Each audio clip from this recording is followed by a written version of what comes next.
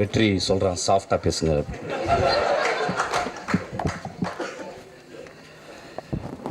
I couldn't see the movie, though you sent the movie. நேற்று வந்து suddenly Vignesh called me to do a cameo role. It took nearly ஒரு half calls it போயிடுச்சு அப்படி. So I couldn't see, sorry. I saw the trailer and it spoke volumes. You talk about Bird Girl and I'm being a bad man of Tamil Nadu here. It's very appropriate and I could see அந்த படத்தை பார்க்கும்போது ஒரு வெற்றிமாறன் போன்ற ஒரு ஆளுமைட்டு இருந்து வந்த எல்லா assistant டைரக்டரும் வந்து ஒரு டைரக்டரோட கூடவே இருந்து ஒரு ஒர்க் ஃபோர்ஸ் மாதிரி இருந்து சினிமாவை புரிந்து கொண்டு வருவர்கள் ரொம்ப கம்மி. என்கிட்ட சில பேர் இருந்தாங்க. அந்த வருஷம் நான் எப்பயுமே பார்த்துக்கிட்டு இருக்கேன். அவ்வளோ டெடிக்கேஷன் தன் குரு மேலே. அந்த டெடிக்கேஷன் எப்படின்னு கேட்டால் வந்து சும்மா ஒரு 2 வருஷம் இருந்துட்டு ஒரு படத்தை கற்றுக்கணும் இல்லாமல் முழுக்க அந்த பெண் அந்த மனிதரை பார்த்து குருவை பார்த்து நேசித்து அவன் எப்படி சினிமா செய்கிறான், அவன் எப்படிப்பட்ட சினிமா செய்கிறான் பார்த்து செதுக்கி வளர்ந்த அந்த ஆளுமை இந்த படத்தினுடைய ட்ரைலரில் தெரியுது. ஆக்சுவலி அதுக்காக அவருக்கு பெரிய கரகோஷத்தை கொடுக்க நான் கேட்டேன். நான் ரொம்ப பேசலை, நான் பஞ்சாயத்தை பற்றி பேசணும் அதுக்கப்புறம். So some of the closeups I watched. நிறைய பேருக்கு க்ளோஸ்அப்ஸ் வந்து ரொம்ப கஷ்டமான டிவைஸ். மணி சார் சொல்லியிருக்கார் வந்து ஒரு 10-15 இயர்ஸ் இருந்தால் கூட director cannot understand where to keep a closeup அப்படின்றது. தெர் ஆர் பியூட்டிஃபுல் க்ளோஸ்அப்ஸ் அந்த ட்ரைலர்லாம் பார்த்தேன்.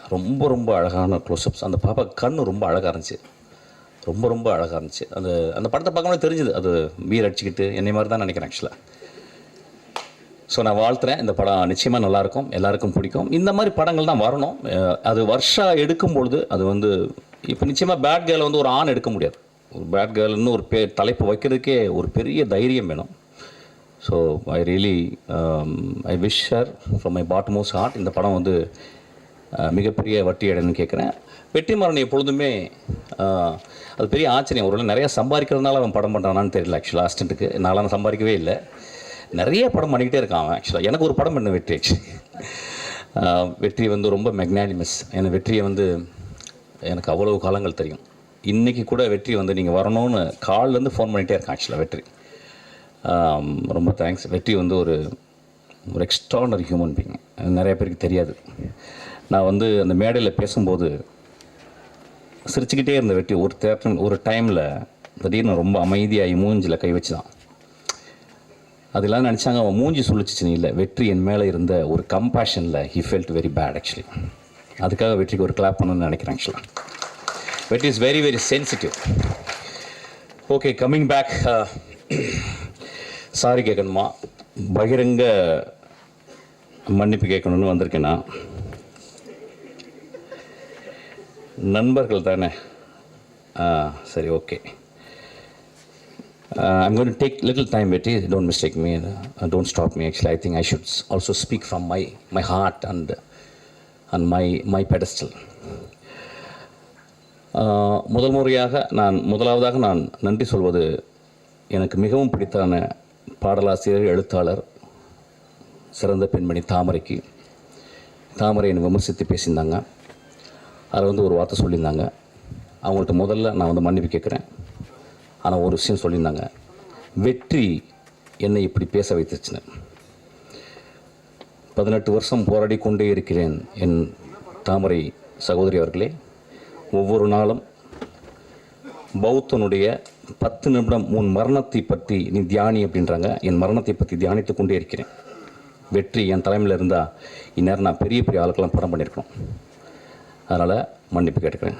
2வது, எனக்கு ரொம்ப பிடிச்ச மிகச்சிறந்த ஆளுமை லெனின் பாரதி. அவன் என்னை விமர்சிச்சிருந்தான். அது வந்து தத்துவ ரீதியான விமர்சனம். அவனுக்கும் என்னுடைய ஆழ்ந்த வருத்தத்தை மன்னிப்பையும் சொல்கிறேன். அதுக்கப்புறம் ஒரு ஆக்டர், அவர் பேர் என்ன வெற்றி, அவர் பேர் அருள்தாஸ். அவர் ரொம்ப எனக்கு பிடிக்கும். அவர் மூஞ்சியை பார்க்கும்போது ஒரு பழைய தமிழ் உள்ளே இருக்கும், ரொம்ப கருணை இருக்கும் ஒரு முகத்தில். அவர் கூட ரொம்ப நாள் ஒர்க் பண்ண நினச்சேன். அவர் ஒரு 3 நாள் வந்து ரொம்ப கஷ்டப்பட்டு பெரிய பிரபலமாகவே ஆகிட்டார் என்னை திட்டி. ஆக்சுவலி அவருக்கு என் மன்னிப்பை தெரிவித்துக் கொள்கிறேன். அதுக்கப்புறம் சசி அண்ணா என்னை கூப்பிட்டு வந்து நேற்று நைட் இரவு கூப்பிட்டாரு. உன்னை ஏன்டா நான் அடக்கலைன்னு சொன்னார். அந்த அன்புக்கு நன்றி, அவரை மன்னிப்பு கேட்குறேன். லட்சுமி ராமகிருஷ்ணன் என்ற ஒரு 3 நாளாக பேசிட்டே இருக்காங்க, நான் பேசவே இல்லை. எனக்கு என்ன பேசுவாங்கன்னு தெரியும், என் தாய் போல். அவங்களுக்கும் நான் மன்னிப்பு கேட்குறேன். அதுக்கப்புறம் எனக்கு மிகச்சிறந்த படத்தை கொடுத்து என் தந்தை போல் இயங்கி கொண்டிருக்கும் திரு தான் அவர்கள். அந்த படத்தை எடுத்துருக்கும்போது இந்த மாதிரி ஒரு கான்ட்ரவர்சி பண்ணும்போது ஒரு ப்ரொடியூசர் அவருக்கு பாதிக்கும். முதல்ல அவருக்கு நான் என்னுடைய வருத்தத்தையும் மன்னிப்பையும் நான் கேட்டுக்கிறேன். அதுக்கப்புறம் வந்து என் மேலே செருப்பு எரியணும்னு சொன்ன ஒரு நண்பர், அவர் தயவுசெய்து 2 செருப்பாருங்க, அது 8ஆம் நம்பர் எறிங்க, என் காலுக்கு தான் சைஸு. அவருக்கும் என்னுடைய வருத்தத்தையும் என்னுடைய மன்னிப்பையும் நான் கேட்டுக்கிறேன். இன்னொரு மனிதர் 18 வருஷமாக என்னை திட்டிக்கிட்டே இருக்கார். இன்னும் நான் 10 வருஷம் படம் பண்ணால் இன்னும் திட்டுவார். அவருக்கும் என்னை மன்னிப்பை நான் கேட்டுக்கிறேன். இப்போ நான் பேசலாமா? ஓகே.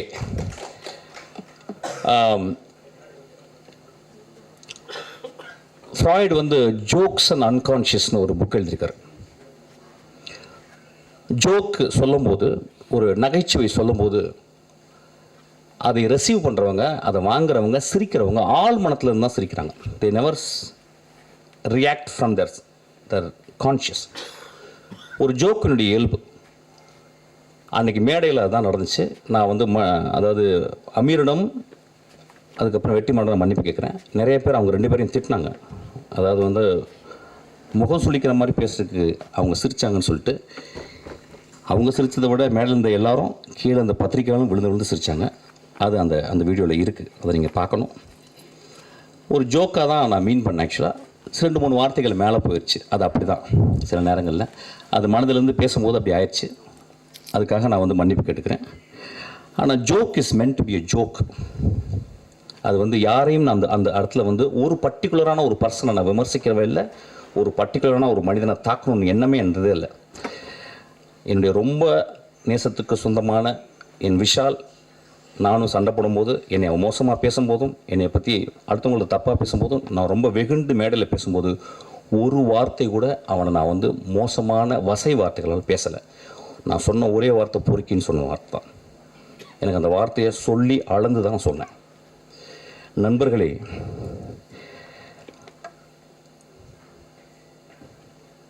மேடையில் அந்த சொன்னாங்க, என்ன சொன்னாங்கன்னா, ஒரு மேடையில் பேசுறதுக்கு நாகரிகம் வேணும்னு சொன்னாங்க.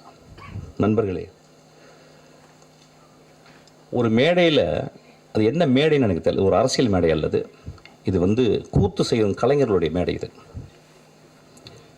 அந்த கூத்து கலைஞர்களில் வந்து கிராமங்களில் போனீங்கன்னா வள்ளி திருமணம் நிறைய நாடகங்களில் பார்த்திங்கன்னா, அந்த நாடகத்தில் ஒரு 12 மணிக்கு ஒரு பப்பனும் ஒரு டான்ஸ்காரியும் வந்து பேசுவாங்க. அது தமிழகம் முழுதும் தெரியும். அது ரொம்ப நாக்கூசுற வார்த்தைகள் பேசுவாங்க.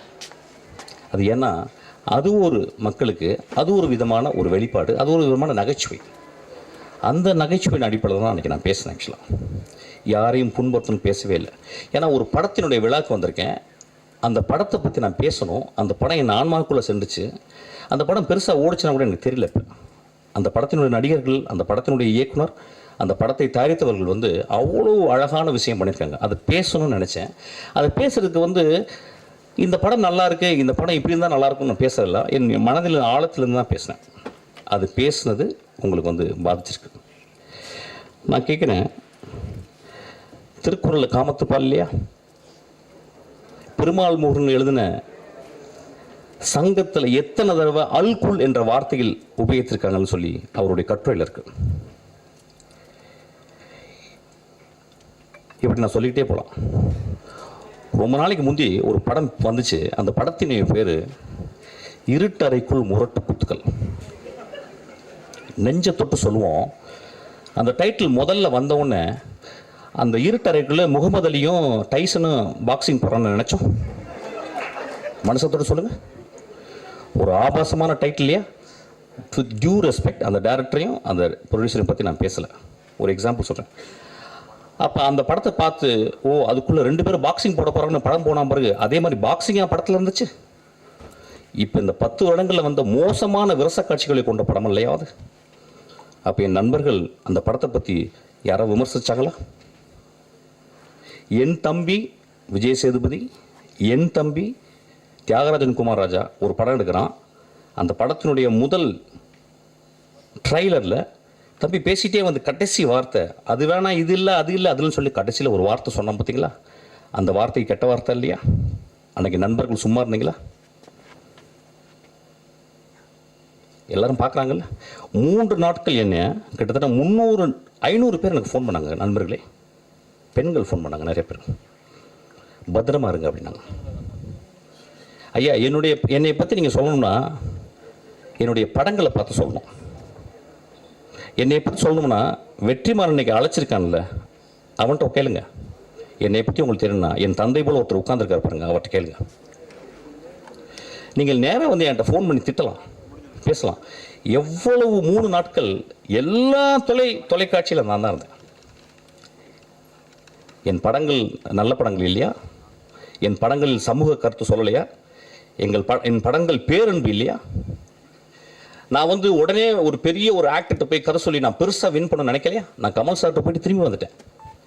ரஜினி சாருக்கு எனக்கு சொல்ல வாய்ப்பு கிடைச்சிது, நான் சொல்லாமல் வந்துட்டேன்.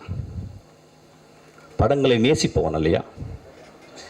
படங்களையும் மனிதர்களையும் மனித இனங்களையும் பிராணிகளையும் இயற்கையும் நேசிப்பவன் ஐயா நான். எனக்கு நீங்கள் சொல்கிறீங்க வந்து ஆபாசமாக இருக்கிறேன்னு சொல்லிட்டு. பிசாசு 2ல் என் குழந்தை ஆண்ட்ரியா அவர்கிட்ட கதை சொன்னேன். அதில் ஒரு தாய்க்குள்ள பேய்.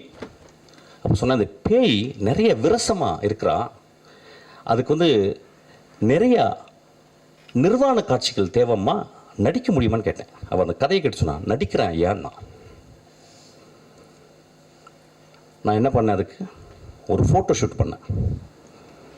அந்த ஃபோட்டோ ஷூட்டு ஒரு பெண்ணால் எடுக்கப்பட்ட ஒரு ஃபோட்டோ ஷூட்டு ரெடி ஆயிடுச்சு.